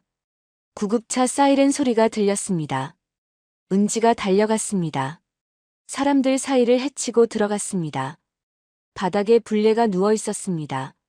머리에서 피가 흘러 바닥을 적시고 있었습니다. 얼굴이 창백했습니다. 엄마. 은지가 소리쳤습니다. 처음으로 엄마라고 불렀습니다. 은지가 불레 옆에 무릎을 꿇었습니다. 작은 손으로 불레의 손을 잡았습니다. 엄마. 일어나요. 제발. 은지의 목소리가 떨렸습니다. 구급대원들이 달려왔습니다. 불레를 들것에 싣고 구급차로 옮겼습니다. 은지도 따라 탔습니다. 구급차가 출발했습니다. 사이렌이 울렸습니다. 병원 응급실이었습니다. 의사들이 불레를 진찰했습니다. 엑스레이를 찍고 피 검사를 하고 1시간이 넘게 걸렸습니다. 은지는 복도 의자에 앉아 기다렸습니다. 손에는 불레의 피가 묻어 있었습니다. 은지는 그것을 보며 울었습니다. 10살이 된 아이가 혼자 울고 있었습니다. 의사가 나왔습니다. 보호자 계십니까? 은지가 일어났습니다. 제가 딸이에요. 환자분이 뇌출혈입니다. 의사의 목소리가 무겁습니다. 뇌출혈이요? 은지가 떨리는 목소리로 물었습니다. 머리를 세게 부딪혀서 뇌 안에서 피가 났습니다. 수술이 필요합니다. 수술 하면 괜찮아지나요? 최선을 다하겠습니다. 하지만 수술비가 2천만 원 정도 필요합니다. 은지의 얼굴이 하얗게 질렸습니다. 2천만 원. 10살 아이가 감당할 수 있는 돈이 아니었습니다. 은지는 병실로 들어갔습니다. 불레가 침대에 누워 있었습니다. 머리에 붕대가 감겨 있었습니다. 눈을 감고 있었습니다. 숨만 가까스로 쉬고 있었습니다. 은지가 불레의 손을 잡았습니다. 엄마. 깨어나요. 은지가 울음을 터뜨렸습니다. 복도에서 박춘배의 목소리가 들렸습니다. 주민들이 돈을 모으러 다니고 있었습니다. 하지만 2천만 원은 너무 큰 돈이었습니다. 은지는 불레의 손을 꽉 쥐었습니다. 엄마. 저 혼자 두고 가면 안 돼요. 작은 목소리로 중얼거렸습니다. 눈물이 불레의 손등에 떨어졌습니다. 다음 날 박춘배는 공단 상가촌을 돌아다녔습니다. 가게마다 문을 두드리며 사정을 설명했습니다. 주민들이 조금씩 돈을 모았습니다. 10,000원, 5,000원, 때로는 1,000원. 모두가 어려운 형편이었지만 조금씩 보탰습니다. 일주일 만에 800만 원이 모였습니다. 나머지는 병원에서 분할 납부를 허락해줬습니다. 수술이 진행됐습니다. 6시간이 걸렸습니다. 은지는 수술실 밖에서 기다렸습니다. 박춘배가 옆에 앉아 있었습니다. 수술은 성공했습니다. 하지만 불레는 오랫동안 깨어나지 못했습니다. 1달이 지나고 2달이 지났습니다. 은지는 매일 병원에 갔습니다. 학교가 끝나면 병원으로 달려가 불레 손을 잡았습니다. 석 달째 되던 날 불레가 눈을 떴습니다. 은지가 학교에서 돌아와 병실에 들어섰을 때였습니다. 불레의 눈이 천천히 떠졌습니다. 희미한 눈빛이었습니다. 엄마. 은지가 달려가 불레의 손을 잡았습니다. 불레가 은지를 봤습니다. 입술이 움직였습니다. 말을 하려는 것 같았습니다. 하지만 소리가 나오지 않았습니다. 괜찮아요. 천천히요. 은지가 눈물을 닦으며 말했습니다. 재활치료가 시작됐습니다. 불레는 말하는 법을 다시 배워야 했습니다. 처음에는 한 글자도 제대로 발음하지 못했습니다. 혀가 꼬이고 입이 마음대로 움직이지 않았습니다. 하지만 포기하지 않았습니다. 한 달, 두 달. 조금씩 나아졌습니다. 불레가 겨우 이름을 불렀습니다. 어눌했지만 분명한 목소리였습니다. 은지는 그때부터 밤에 편의점에서 일을 시작했습니다. 고등학생이 된 은지는 저녁 10시부터 새벽 2시까지 편의점 야간 아르바이트를 했습니다. 하루에 3시간, 한 달에 30만 원을 벌었습니다. 병원비를 조금씩 갚아 나갔습니다. 낮에는 학교에 다녔습니다. 졸음을 참으며 수업을 들었습니다. 쉬는 시간에는 화장실에서 세수를 하며 정신을 차렸습니다. 점심시간에는 도서관에서 공부했습니다. 밥 먹을 시간을 아껴서 공부했습니다. 성적은 떨어지지 않았습니다. 오히려 올라갔습니다. 전교 1등을 유지했습니다. 담임교사가 은지를 불렀습니다. 은지야, 특별 장학금 신청하자. 내 성적이면 충분히 받을 수 있어. 정말요? 응. 대학 갈 때도 장학금 받을 수 있을 거야. 은지는 그날 밤 불레에게 말했습니다. 엄마, 저 장학금 받을 수 있대요. 불레가 어눌하게 대답했습니다. 잘했어. 자랑스럽다. 말이 느렸지만 진심이 담겨 있었습니다. 불레의 눈에서 눈물이 흘렀습니다. 3년이 흘렀습니다. 은지는 법대에 입학했습니다. 전액 장학금을 받았습니다. 대학에 다니면서도 아르바이트를 계속했습니다. 불레는 퇴원해서 가게로 돌아왔습니다. 말은 여전히 어눌했지만 간단한 음식은 만들 수 있었습니다. 대학교 2학년 때였습니다. 은지는 가게 뒤 벽 틈새에 숨겨둔 삐삐를 꺼냈습니다. 10여 년 만이었습니다. 비닐봉지가 누렇게 변해 있었습니다. 삐삐를 꺼내봤습니다. 여전히 까만색 케이스에 금이 가 있었습니다. 은지는 전자제품 수리점을 찾아갔습니다. 이거 복원할 수 있을까요? 사장이 삐삐를 받아들었습니다. 60대쯤 돼 보이는 남자였습니다. 오래된 기기네요. 힘들 것 같은데. 제발 부탁드립니다. 꼭 필요한 거예요. 은지의 간절한 눈빛을 본 사장이 한숨을 쉬었습니다. 한번 해볼게요. 일주일 주세요. 일주일 뒤 전화가 왔습니다. 은지가 수리점으로 달려갔습니다. 사장이 삐삐를 건넸습니다. 일부만 복원됐어요. 많이 지워졌더라고요. 그래도 괜찮아요. 고맙습니다. 은지는 기숙사 방으로 돌아와 삐삐를 확인했습니다. 저장된 호출 기록이 보였습니다. 대부분 지워졌지만 몇 개가 남아 있었습니다. 그중 하나에 음성 메시지가 있었습니다. 은지는 재생 버튼을 눌렀습니다. 잡음이 섞인 목소리가 들렸습니다. 명수야. 네가 설마. 할아버지의 목소리였습니다. 은지는 기억했습니다. 아버지의 목소리를. 그리고 그 목소리는 중간에 끊어졌습니다. 은지는 호출 기록을 봤습니다. 같은 번호가 반복적으로 저장돼 있었습니다. 은지는 그 번호를 메모했습니다. 도서관에 가서 오래된 전화번호부를 뒤졌습니다. 그 번호는 태림건설 임원실이었습니다. 최명수 부회장의 직통 전화였습니다. 은지는 밤새 자료를 정리했습니다. 아버지가 돌아가신 날 어머니가 돌아가신 날, 그리고 삐삐의 남은 마지막 목소리. 모든 것이 연결됐습니다. 이건 사고가 아니었어. 은지가 중얼거렸습니다. 다음 날 은지는 결심했습니다. 엄마가 겪은 일, 그냥 넘어가게 두지 않을게요. 은지는 법조인의 길을 선택했습니다. 검사가 되기로 했습니다. 권력이 아닌 정의를 위해서였습니다.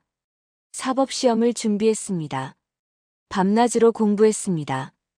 2년 뒤 합격했습니다. 사법연수원에 입소했습니다. 수석으로 졸업했습니다. 마침내 검사로 임용됐습니다. 은지는 32살이 됐습니다. 불레는 67살이 됐습니다. 25년이 흐른 것이었습니다. 은지는 검찰청 사무실에서 삐삐를 꺼내봤습니다. 여전히 손에 쥐고 있었습니다. 이제 시작이에요. 은지가 조용히 말했습니다. 눈빛이 단호했습니다. 검사로 발령받은 지 석 달이 지났습니다. 은지는 상사에게 조심스럽게 말했습니다. 과장님, 태림건설 비리 수사팀에 지원하고 싶습니다. 상사가 의아한 표정으로 물었습니다. 왜 하필 태림건설이냐? 정의를 실현하고 싶어서입니다.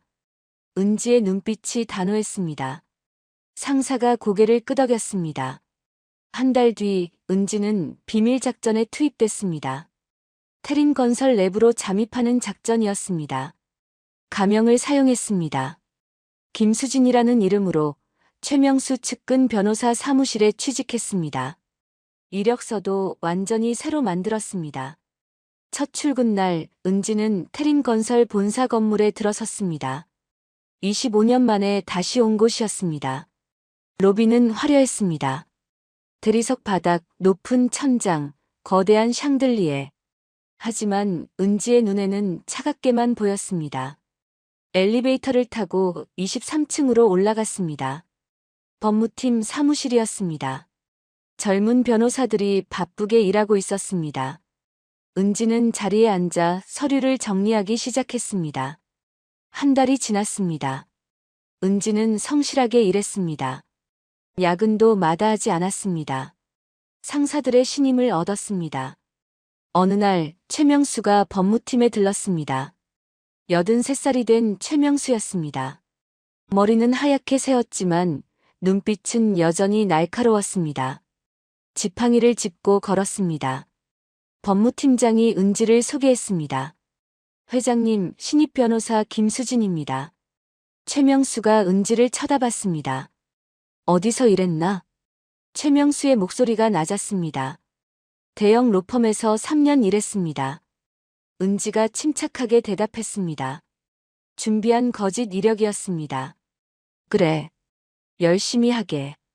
최명수가 고개를 끄덕이고 돌아갔습니다. 2달 뒤 은지는 최명수 집무실 출입 권한을 받았습니다. 중요한 계약서를 검토하는 일을 맡게 됐기 때문입니다. 은지는 기회를 놓치지 않았습니다. 어느 날 밤 모두가 퇴근한 후였습니다. 은지는 야근한다는 핑계로 사무실에 남았습니다. 11시가 넘자 건물이 조용해졌습니다. 경비원만 돌아다니는 소리가 들렸습니다. 은지는 최명수 집무실로 갔습니다. 출입카드로 문을 열었습니다. 삐. 불이 들어오며 문이 열렸습니다. 안으로 들어갔습니다. 넓은 방이었습니다. 책장에는 서류 상자들이 빽빽했습니다. 은지는 손전등을 켰습니다. 서류를 하나하나 확인했습니다. 회의록, 계약서, 인사기록. 1년치 서류를 보는데 2시간이 걸렸습니다. 그리고 마침내 찾았습니다. 1998년 산업재해 처리 기록이라는 파일이었습니다. 은지가 파일을 열었습니다. 아버지 이름이 보였습니다. 서정훈 회장 현장 사망 사고라고 적혀 있었습니다. 그 옆에 손으로 쓴 메모가 있었습니다. 폐쇄회로 녹화장치 조작 완료. 현장 증거 정리 완료. 은지의 손이 떨렸습니다. 증거였습니다. 명백한 증거였습니다. 은지는 휴대폰으로 서류를 사진 찍었습니다. 1장, 2장, 20장이 넘게 찍었습니다. 그리고 서류를 다시 제자리에 놓았습니다. 다음 날 은지는 회사 기록 보관소로 갔습니다. 25년 전 공사 현장 기록을 찾고 있는데요. 보관소 직원에게 말했습니다. 무슨 일로요? 회장님 지시로 과거 안전관리 실태를 조사하고 있습니다. 은지가 거짓말을 했습니다. 직원이 고개를 끄덕이고 서류 상자를 꺼내줬습니다. 은지는 그 서류들을 사무실로 가져와 하나하나 복사했습니다. 그 중에 결정적인 것이 있었습니다. 폐쇄회로 녹화장치 점검 일지였습니다. 사고 전날까지는 정상 작동이라고 적혀 있었습니다. 그런데 사고 당일에만 전 구간 고장이라고 적혀 있었습니다. 은지는 입사 기록도 확인했습니다. 강철호와 이도식의 인사 파일을 찾았습니다. 두 사람 모두 사고 직후 승진했습니다. 그리고 통장 사본도 있었습니다. 사고 일주일 후 두 사람 계좌에 각각 5천만 원씩 입금된 기록이 보였습니다. 은지는 모든 증거를 복사했습니다. 밤마다 자료를 정리했습니다. 사건의 흐름을 종이에 적었습니다. 1998년 1월 그날부터 지금까지 25년의 시간이 한 장의 종이에 정리됐습니다. 석 달 뒤 은지는 강철호를 직접 만났습니다. 회사 회식 자리였습니다. 은지가 강철호 옆에 앉았습니다. 술을 따라주며 넌지시 물었습니다. 과장님, 회사 오래 다니셨죠? 25년 됐지. 강철호가 취한 목소리로 대답했습니다. 대단하시네요. 힘든 일도 많으셨겠어요. 뭐, 그렇지. 옛날에는. 정말. 강철호가 말을 흐렸습니다. 은지가 더 술을 따라줬습니다. 옛날에는요? 그때. 그 애는 못 찾았는데. 즉. 강철호가 중얼거렸습니다. 은지의 심장이 빠르게 뛰었습니다. 하지만 표정은 변하지 않았습니다. 은지는 휴대폰 녹음 기능을 켜뒀습니다. 모든 말이 녹음되고 있었습니다. 다음 날 은지는 검찰 수사팀과 만났습니다. 모든 증거를 넘겼습니다. 사진, 복사본, 녹음 파일. 수사팀장이 자료를 보더니 고개를 끄덕였습니다. 충분합니다. 영장 신청하겠습니다. 언제쯤 가능할까요? 일주일이면 됩니다. 은지는 천안으로 내려갔습니다. 불례가 있는 가게로 갔습니다. 불례는 여전히 어눌한 말투였지만 간단한 음식을 만들며 살고 있었습니다. 엄마. 은지가 불례의 손을 잡았습니다. 이제 끝낼게요. 불례가 은지를 바라봤습니다. 눈가에 주름이 깊었습니다. 하지만 눈빛은 또렷했습니다. 위험하지 않니? 불례가 걱정스럽게 물었습니다. 엄마가 날 지켰잖아요. 이젠 제 차례예요. 은지가 미소 지었습니다. 불례가 은지의 손을 꽉 쥐었습니다. 말없이 고개를 끄덕였습니다. 일주일 뒤 압수수색 영장이 발부됐습니다. 은지는 검찰청 사무실에서 기자회견 자료를 준비했습니다. 25년을 기다린 순간이었습니다. 2023년 3월 15일 새벽 6시였습니다. 검찰 수사팀이 태림건설 본사로 향했습니다. 차량 10대가 줄지어 움직였습니다. 은지도 그중 한 대에 타고 있었습니다. 같은 시각, 최명수는 집무실에서 급히 짐을 싸고 있었습니다. 누군가 정보를 흘렸던 것 같았습니다. 최명수는 비서에게 지시했습니다. 인천공항으로 차 빼. 지금 당장. 어디로 가십니까? 싱가포르. 서둘러.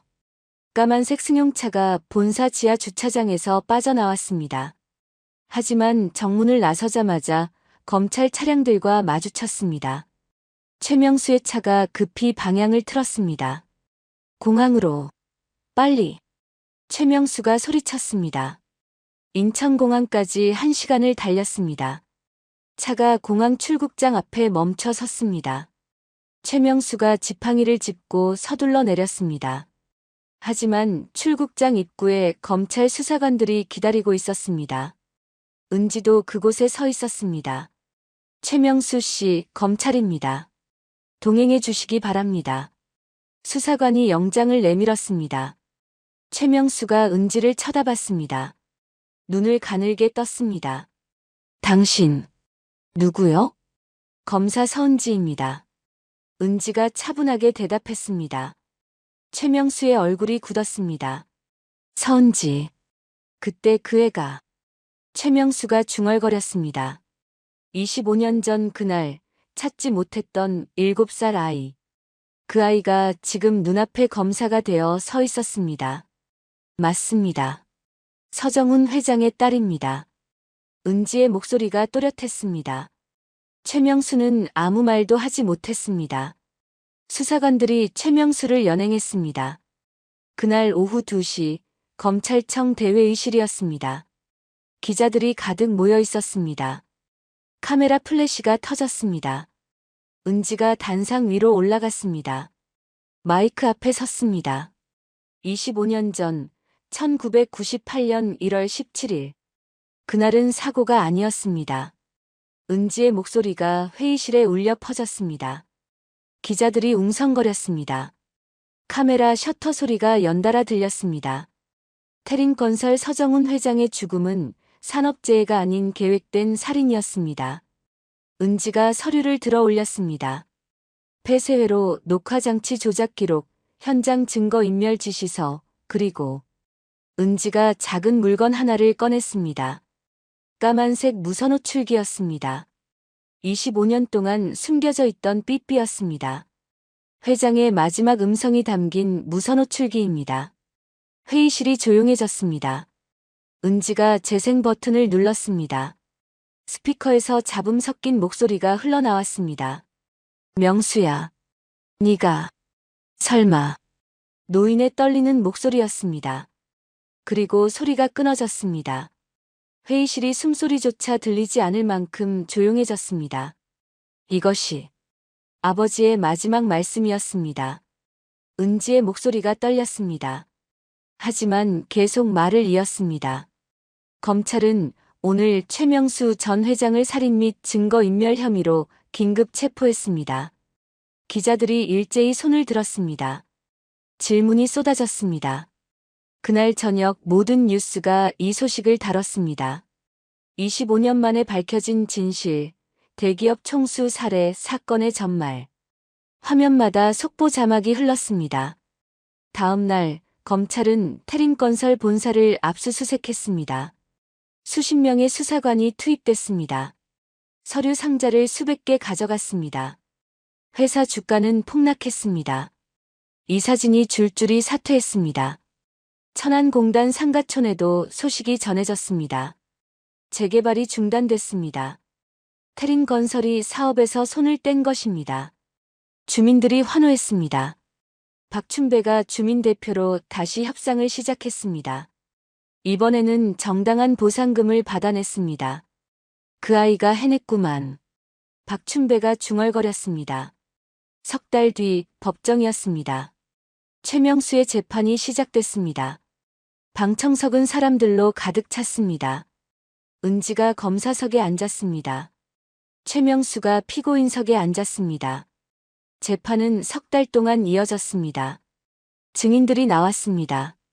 강철호와 이도식도 증인석에 섰습니다. 두 사람은 모든 것을 자백했습니다. 마침내 판결일이 왔습니다.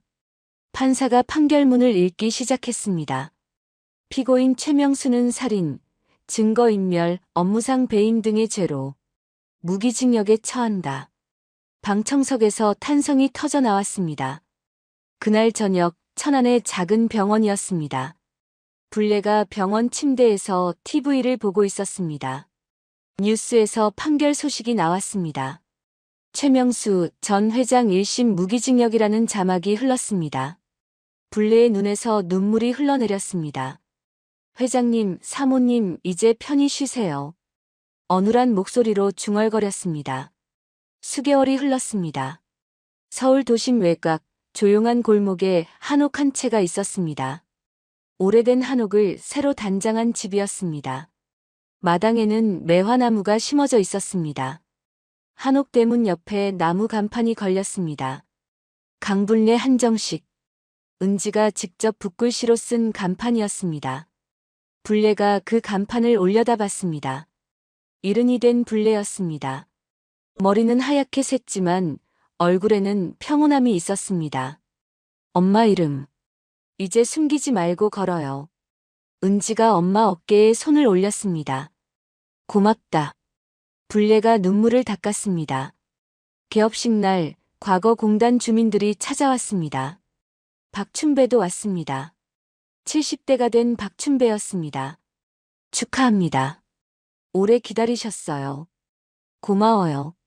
불례가 손을 잡았습니다. 한 달 뒤 은지에게 전화가 왔습니다. 대형 법무법인에서였습니다. 서 검사님, 저희 법인으로 오시면 연봉 10억을 드리겠습니다. 상대방이 제안했습니다. 은지는 잠시 침묵했습니다. 죄송합니다. 저는 이미 제자리에 있습니다. 은지가 정중히 거절했습니다. 저녁 6시 은지는 검찰청 일을 마치고 엄마 식당으로 갔습니다. 불례가 부엌에서 음식을 만들고 있었습니다. 여전히 손이 조금 떨렸지만 음식은 정성스러웠습니다. 엄마, 저 왔어요. 어서 와. 배고프지? 둘은 작은 방에 마주 앉았습니다. 따뜻한 된장찌개, 정갈한 나물 반찬, 갓 지은 밥. 불례가 정성껏 차린 밥상이었습니다. 은지가 밥 한 숟가락을 떠서 입에 넣었습니다. 맛있어요, 엄마. 다행이다. 불례가 미소 지었습니다. 두 사람은 말없이 밥을 먹었습니다. 창밖으로 저녁 노을이 비쳤습니다. 평온한 저녁이었습니다. 25년 만에 찾아온 평화였습니다. 권력은 사라졌습니다. 하지만 정의는 끝까지 남았습니다. 오늘 이야기 함께 해주셔서 감사합니다. 다음 이야기로 다시 찾아뵐 수 있도록 구독과 좋아요 부탁드립니다. 오늘도 함께 해주셔서 감사합니다.